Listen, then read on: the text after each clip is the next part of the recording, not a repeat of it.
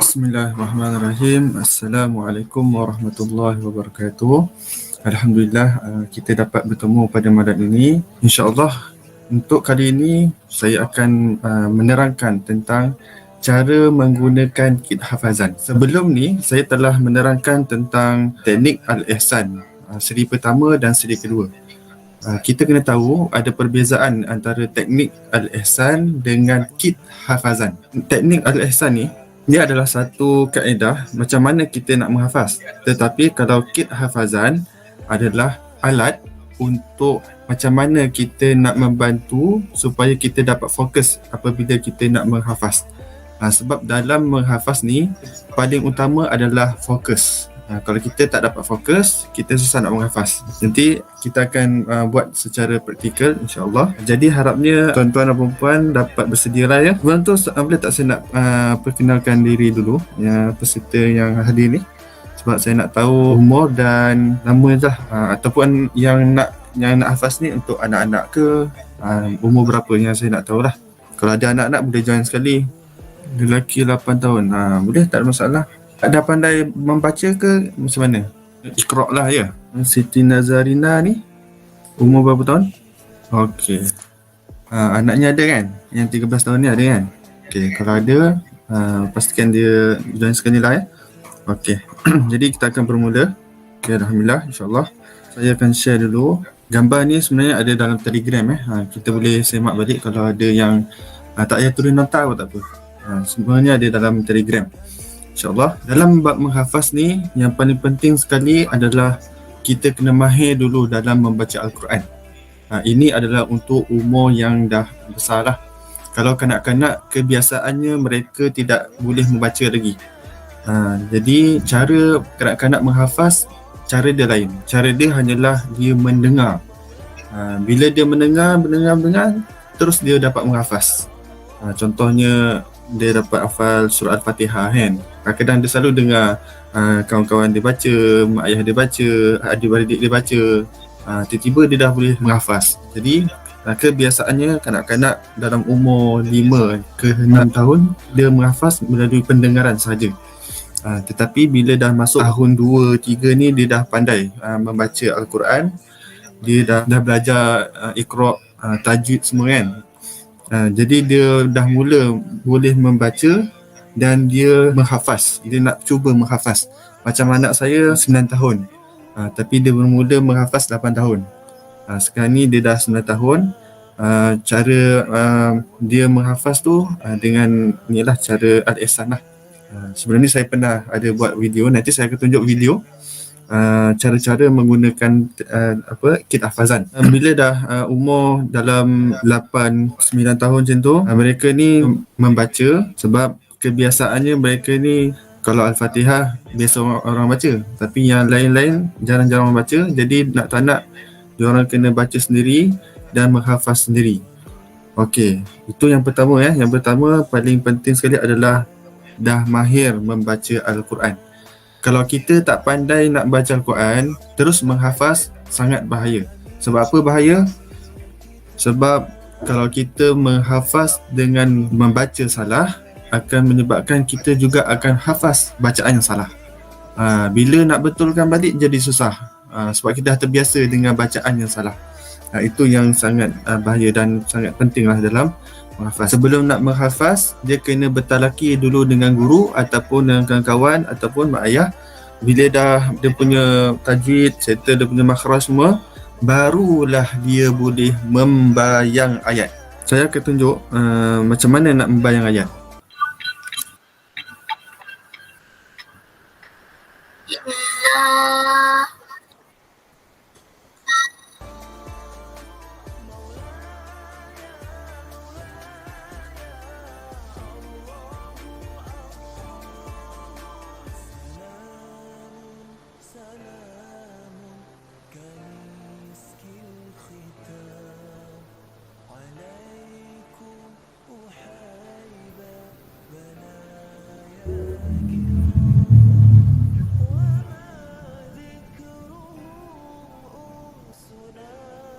Okey, sampai part kat sini, dia kena bayangkan ayat dengan menggunakan kit hafazan, dia akan tarik satu demi satu. Untuk permulaan pelajar yang nak menghafaz, yang baru-baru nak menghafaz, dia kena biasakan dulu bayang satu-satu perkataan ataupun per kalimah. Ini step yang kedua. Yang step pertama tadi yang saya dah cakap kan. Yang kedua pula, membayang ayat tidak mengeluarkan suara.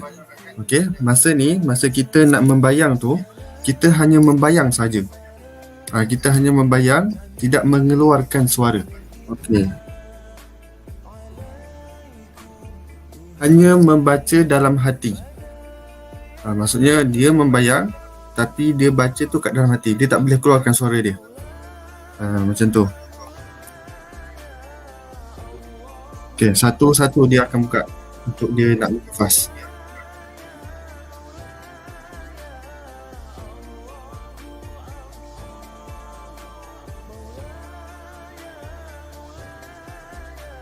Okey.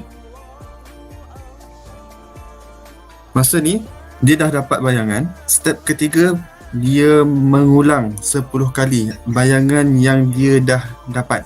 Macam tu. Kira macam pengukuhan lah bayangan yang dia dah bayang tu. Dia buat bayangan 10 kali. Itu adalah cadangan. Kadang-kadang ada pelajar yang cepat. 5 kali pun dah dapat. Kadang-kadang 3 kali dah dapat. Yang 10 kali ni kebiasaannya yang baru nak menghafal lah.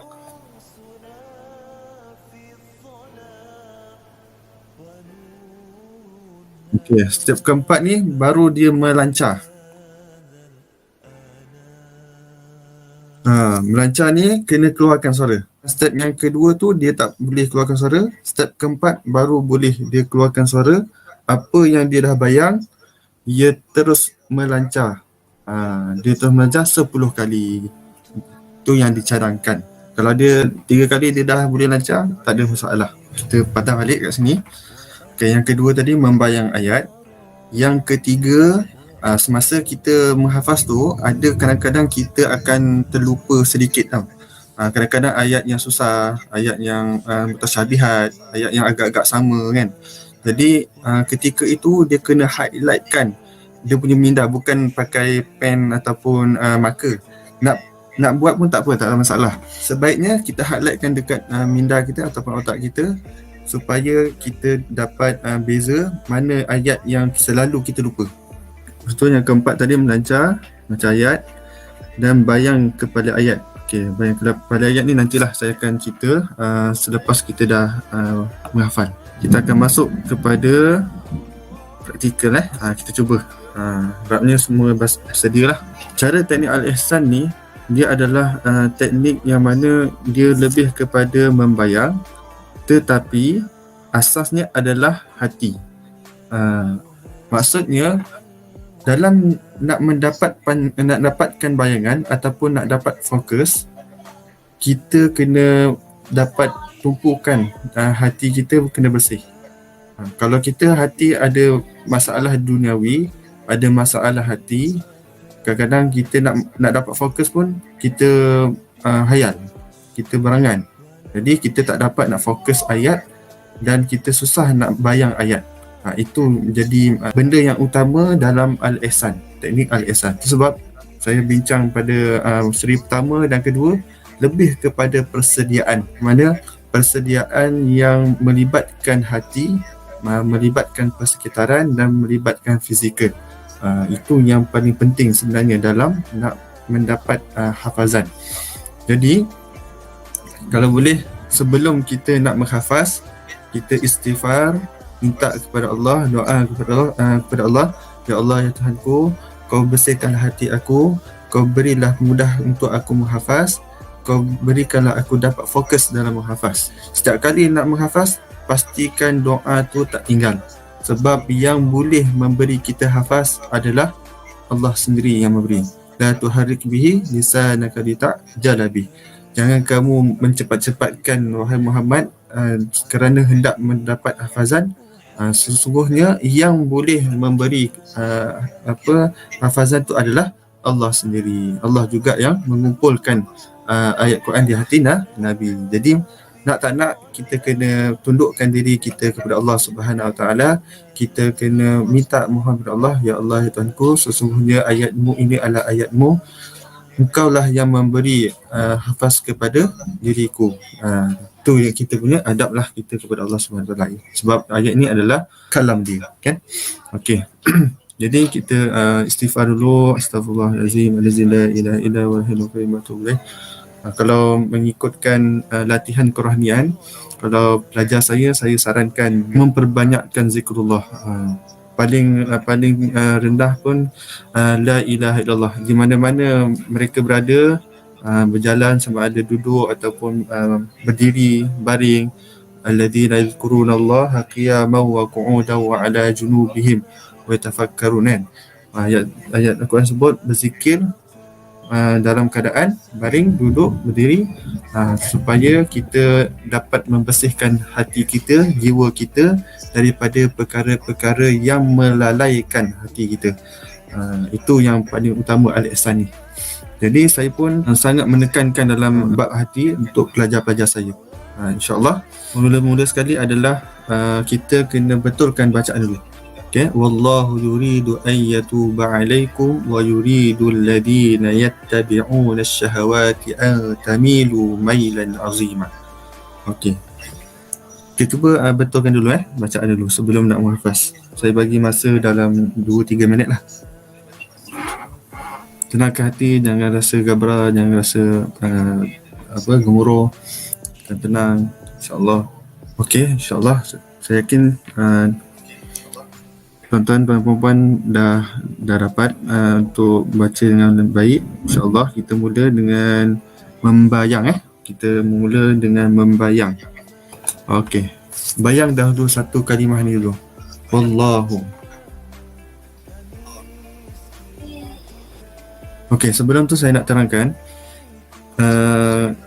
kalau kita nak tahu IQ kita ni rendah ke ataupun tinggi, cara dia, kalau kita dapat membayang ayat ataupun banyaklah kita dapat bayang, maksudnya kita punya IQ dah tersedia tinggi lah. Kalau kita membayang 1, 2 ataupun dia sedikit perkataan, dia kemungkinan dia memerlukan latihan untuk dia meninggikan IQ. Maksudnya orang yang IQ rendah boleh meningkatkan IQ dengan menghafaz, dengan teknik al-ihsan ataupun teknik membayang. Sebab memori kita ni, bila kita gerakkan otak kita dengan memasukkan satu bentuk bayangan ataupun ingatan, lama-lama kita punya IQ ni akan menjadi berat. Bila kita hafal, jadi berat. Yang berat itulah kita jangan rasa putus asa, sebab berat itu adalah tanda meningkatkan ataupun nak kembangkan dia punya IQ dia sebenarnya. Macam orang bina badan, macam mana dia punya badan boleh kotak-kotak? Sebab dia selalu berlatih, warm up, kan, angkat berat. Jadi disebabkan selalu dan payah, bukan mudah tu, dia selalu bina badan tu bukannya 1-2 hari boleh jadi kotak-kotak, makan masa. Tapi dalam keadaan tu memang susah. Jadi susah akan menjadi senang. Itu adalah lumrah alam. Sesuatu bentuk yang susah akan menjadi mudah. Jadi dalam nak meningkat IQ, kita boleh menggunakan menghafaz Al-Quran. Okey, jadi saya terus. Okey, dapat kalau satu ni senang je lah. Satu ni senang je. Okey, saya teruskan. Okey, 2 kalimah.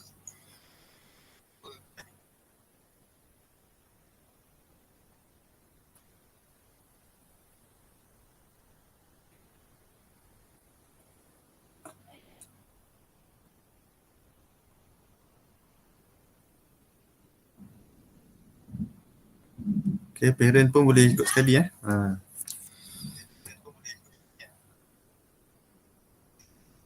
Kalau parent dapat menguasai, dia boleh ajar anak dia.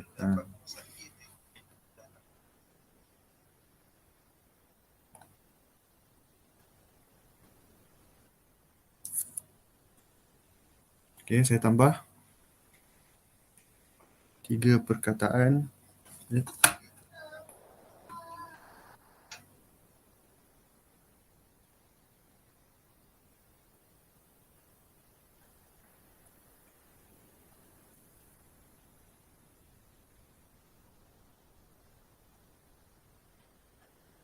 Kalau kalau pelajar yang dah biasa membayang, dia tak perlu lagi bayang satu-satu. Dia bila nampak ayat satu baris tu dia akan dapat membayang. Itu tanda-tanda dia dah biasa membayang, dan mungkin bukan mungkin, memang dia punya IQ dah tinggi. Ini adalah permulaan je untuk latihan. Siapa yang dah tersedia tinggi IQ tu, mudah je yang 3 perkataan.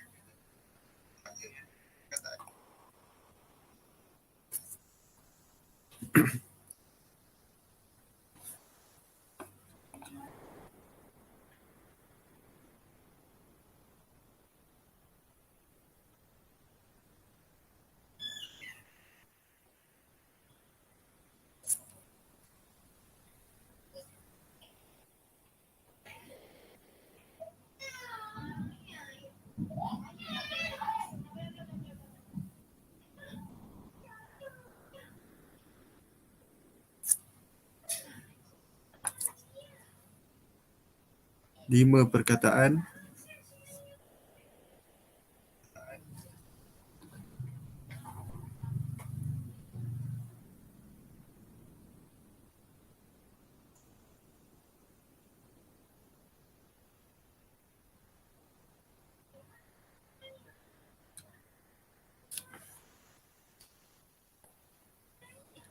6 perkataan.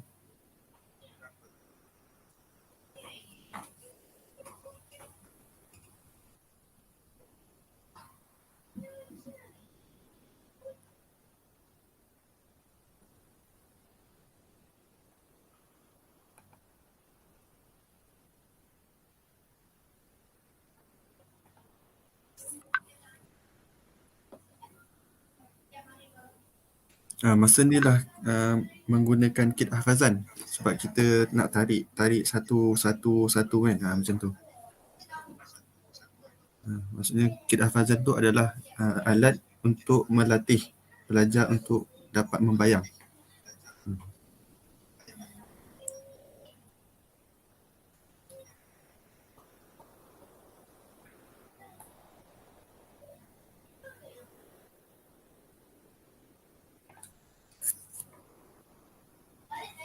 Bila sampai satu tahap, dia tak perlu lagi guna kit hafazan. Dia dah biasa dan dia dah mahir membayang. Tapi kadang-kadang pun walaupun kita dah mahir, ada satu masa tu kita akan berangan, kita akan tak fokus. Tapi sebabkan kita ada kit tu, kita menggunakan dia, kita terus fokus balik. Itu dia punya fungsi kit hafazan. Kadang-kadang nak menghafaz ni yang paling susah sekali bila kita tiba-tiba kita akan berangan. Macam tu.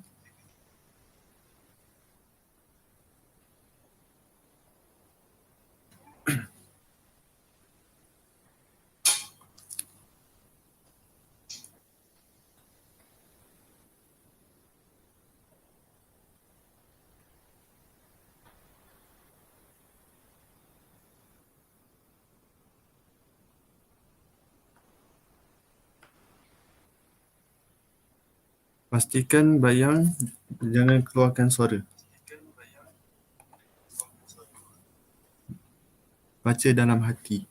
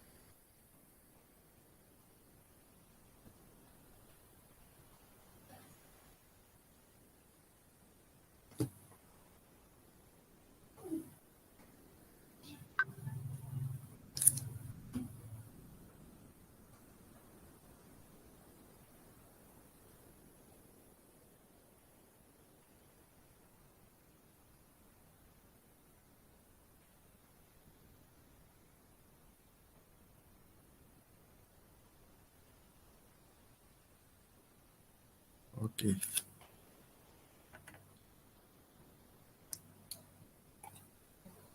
Okey, perkataan yang terakhir.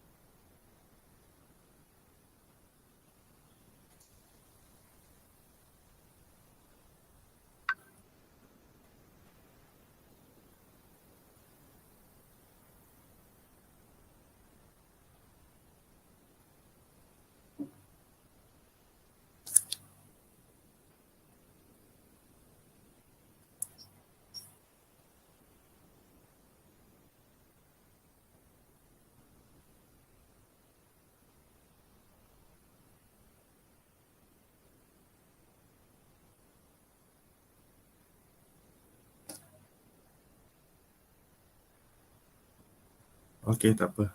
Yang tak dapat tu tak apa. Memang kalau demam memang susah nak menghafal.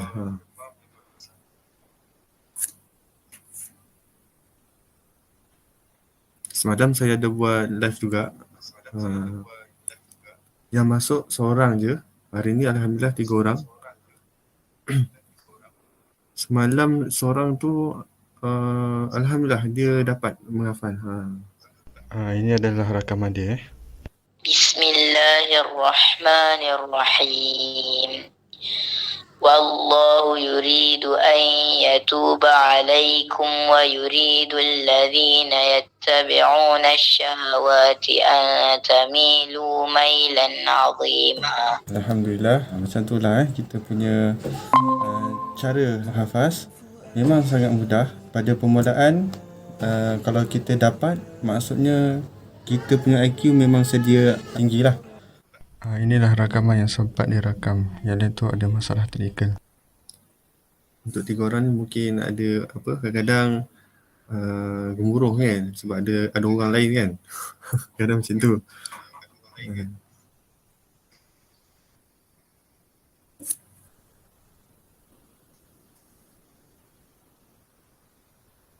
Okey, sekarang ni bila dah dapat bayangan, bayangkan 10 kali ataupun mengikut kemampuan masing-masing tanpa melihat skrin.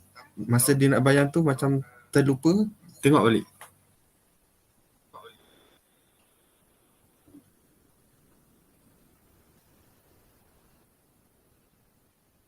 Saya tutup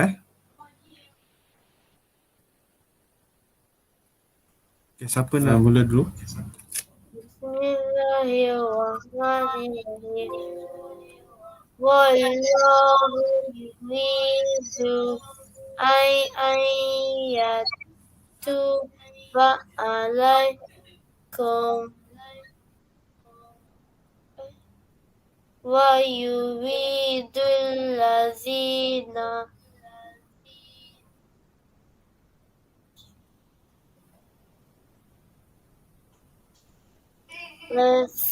sampai situ je. Okey. Ni umur berapa tahun ni? Lah 8 tahun. Itu biasa. Itu biasa. Okey, bagus. Itu dah kira bagus lah tu. Saya tanya apa umur berapa tahun kan, sebab dia ada perbezaan. Kalau umur 13, 14 ni dia lebih lagi lah, dia lagi cepat sikit. Okey, Siti pula. Terima kasih Ustaz. Sama-sama. Baru first time menghafal ke macam mana? Hafal surah. Hafal surah. Sekolah tahfiz ke sekolah biasa?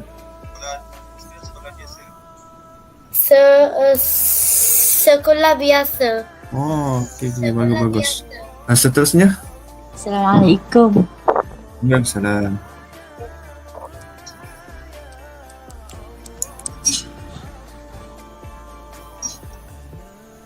Bismillahirrahmanirrahim.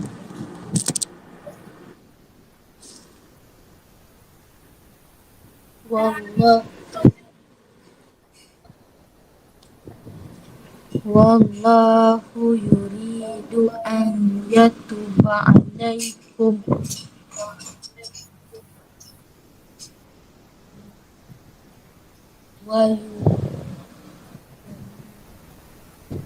wa yuridul ladzi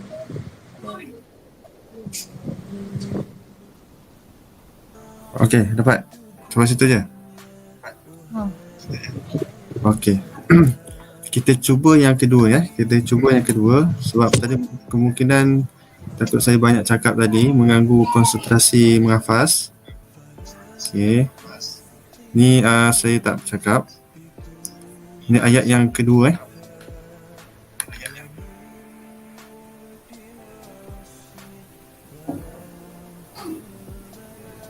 Okey, bersedia Pastikan ingat mula-mula membaca dengan betul. Lepas tu yang kedua, bayang satu-satu, baca di dalam hati. Jangan baca dekat luar. Jangan keluarkan suara. Itu dia punya pantang larang lah. Lepas tu baru dah dapat bayangan, ulang balik 10 kali. Lepas tu baru lancarkan. Okey, tengok ayat ni, betulkan dulu bacaan. Ya, Abu Zar cuba baca melihat. Bismillahirrahmanirrahim. Yuridullahu an yukhaffifa ankum wa khuliqal insanu dha'ifa. Okey, boleh dah tu. Okey, kita terus Adam boleh baca dah. Adam cuba baca.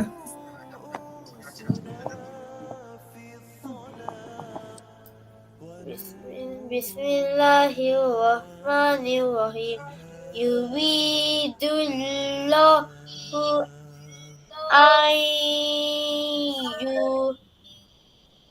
ayyu khaffifa ankum wa khuliqal insanu dha'ifa. Okey, dia dah tu. Okey, bersedia untuk step yang kedua. Bayangkan. Yang pertama, yuridu.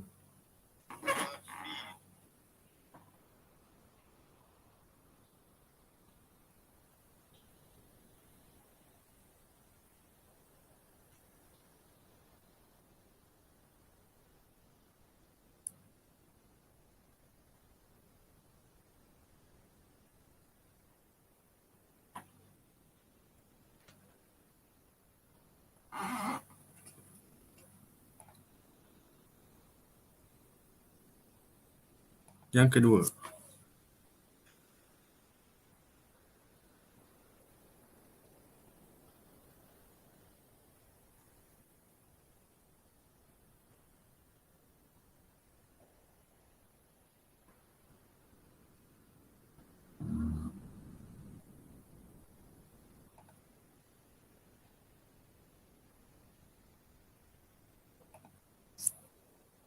Yang ketiga.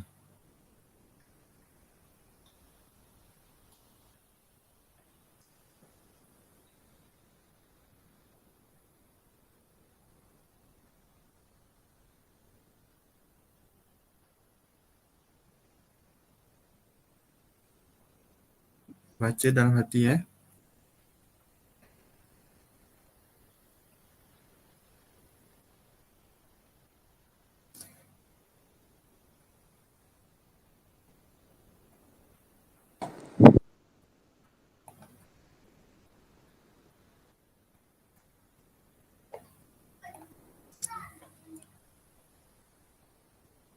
Yang keempat,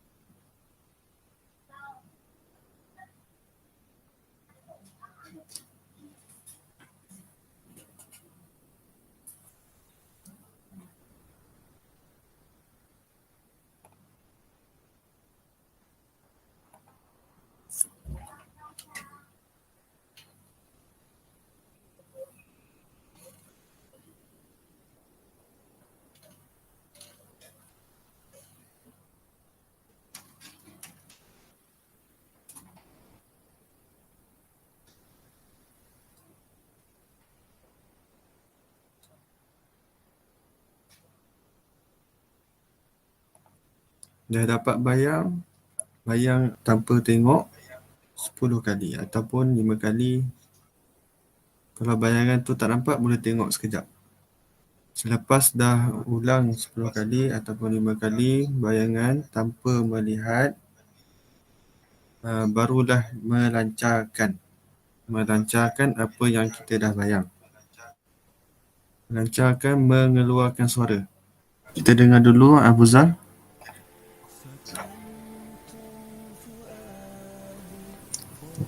Bismillahirrahmanirrahim. Yuridullahu an yukhaffifa ankum. Khalaqal insanu da'ifa. Okey, Abu Zar, alhamdulillah boleh dapat membayang. Cumanya Terima kasih, Ustaz. ada bacaan yang cumanya ada perkataan yang salah tajwid lah. Tapi tak apa, yang penting kamu dapat bayangan tu. Kemungkinan kamu belum lagi mahir dalam membaca. Itu yang sebab first kali, step yang pertama kena mahir membaca dulu. Tapi apa yang penting kamu boleh membayang. Itu yang paling penting. Jadi Abu Zar kena mahirkan baca Al-Quran baru mudah nak menghafal Al-Quran. Okey. Adam, dah sedia? Bismillahirrahmanirrahim. Yuridullahu ay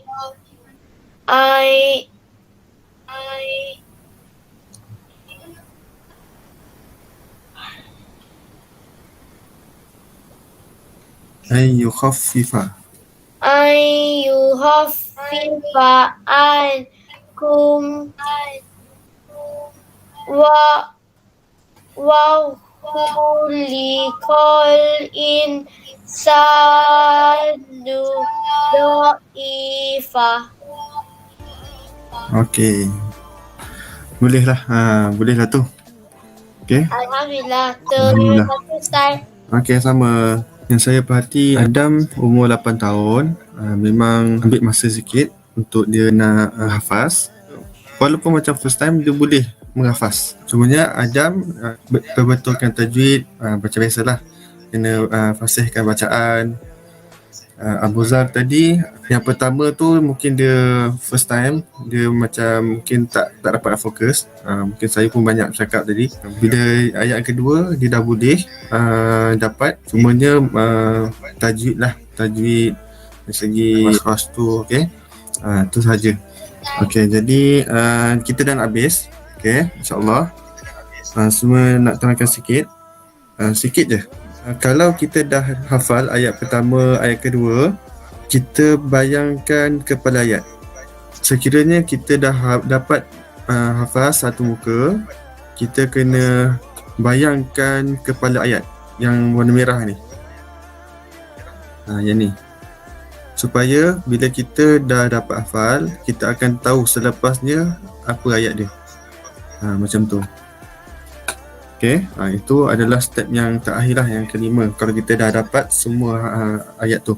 Okay, macam tu lah simulasi ataupun cara nak menghafaz menggunakan kit hafazan. Jadi, kit hafazan tu tadi, yang kamu bayang satu-satu tu lah guna kit hafazan. Kalau di sini kita guna video kan, boleh tengok satu-satu. Tapi untuk manual guna kit hafazan, seolah-olah kita guna macam tadi lah. Apa kelebihan menggunakan kit hafazan? Okay, kita tengok sini.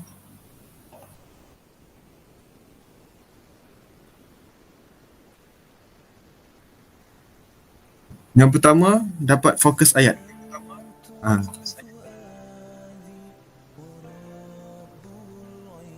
Okay. Kalau kita tengok secara rawak, kita akan jadi macam serabut, macam pening kan.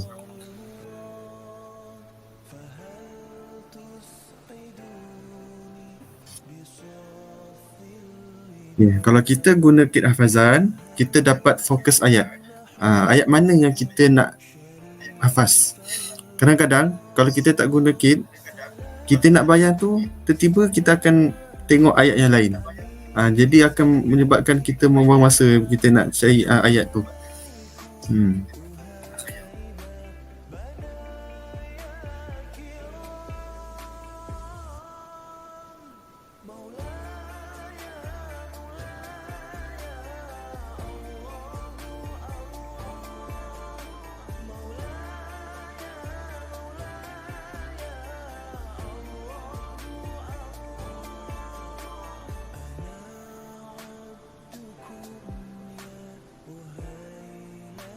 Dia terpaksa buka Al-Quran kan. Bila dia dah hafaz, dia akan tutup Al-Quran supaya dia tak curi-curi menghafaz. Tapi bila dia dah tutup, bila dah lupa, nak buka balik macam makan masa. Dia tutup balik.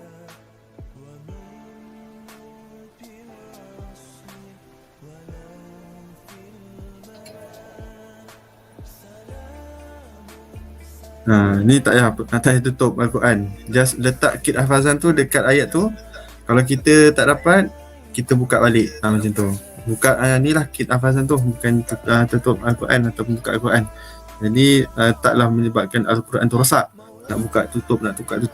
Dan kadang-kadang bila kita nak cari ayat Al-Quran tu, dia punya muka surat tu dah teralih tempat lain. Jadi makan masa.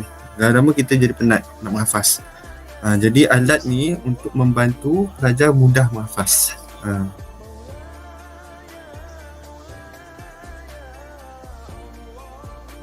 Okay. Yang ketiga ni, ada pelajar yang jenis kinestetik, yang tak boleh duduk diam.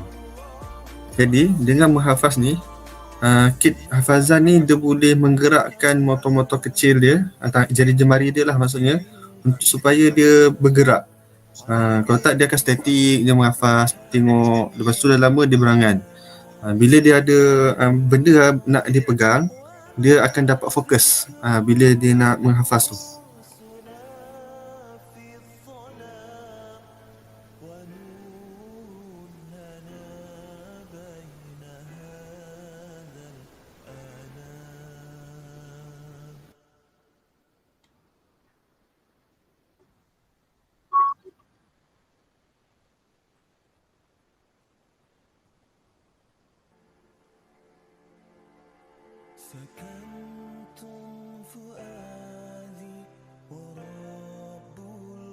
Itu saja. Jadi kalau nak ikutkan, memang teknik Al-Ihsan ni pelajar memang boleh menghafaz dengan mudah lah sebenarnya. Tapi taklah semua boleh ikut. Ada setengah pelajar yang tak boleh.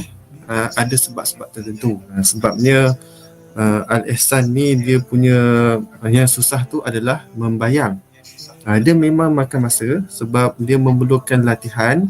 Seperti mana yang saya cakap sebelum ni, dia seperti membina badan. Jadi menghafaz Al-Ihsan ni memang kena buat latihan lah. Jadi kehafazan tu adalah untuk melatih pelajar supaya dia dapat fokus menghafaz. Jadi jangan putus asa dalam menghafaz. Memang biasa dalam menghafaz ni ada dia punya cabaran-cabaran dia. InsyaAllah akan datang saya akan bincang tentang cabaran-cabaran menghafaz Al-Quran. Itu pun kena tahu. Kalau kita menghafaz tak tahu cabaran pun, kita mungkin akan putus asa sebab kita tak tahu. Kalau kita dah tahu awal, kita tak akan putus asa. Itu orang kata cabaran orang menghafaz Al-Quran. Lebih lagi Abu Zar sekolah tahfiz, kena ada kekuatan dirilah. InsyaAllah itu saja. Ada apa-apa nak tanya? Ya, kalau tak ada apa-apa, itu saja. Wallahu alam. Assalamualaikum warahmatullahi wabarakatuh. Okey. Terima kasih Ustaz. Sama-sama. Assalamualaikum. Waalaikumsalam.